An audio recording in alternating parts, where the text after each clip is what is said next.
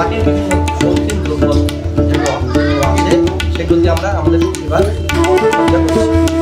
আমাদের পুরোপুরি এই থিমটা পরিবেশ বান্ধব, কারণ প্লাস্টিক বা থার্মোকল জাতীয় জিনিসকে বাইরে রেখে যে একটা মাটির জিনিস দিয়েও খড় দিয়েও যে প্যান্ডেল বা মণ্ডপ সজ্জা করা যায় এবং গৃহস্থলীর বিভিন্ন সামগ্রীও আছে আমরা যেগুলো আমরা একদম পরিবেশ বান্ধব হিসেবে করছি।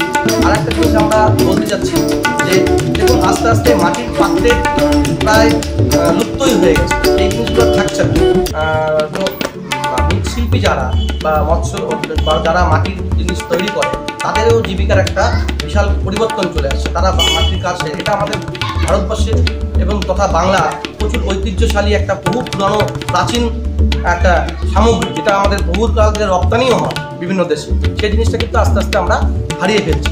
হ্যাঁ, তো তার জন্য আমরা মাটির জিনিসকেই এবার আমাদের প্যান্ডেলে আমরা স্থান দিয়েছি এবং যার জন্য আমরা আমাদের যে সিজনে যে আছে রঞ্জিত কামে তাকে আমরা ধন্যবাদ জানাচ্ছি। পুরোপুরি মোটামুটি প্রায় 70% কাজ প্রায় হয়ে গেছে।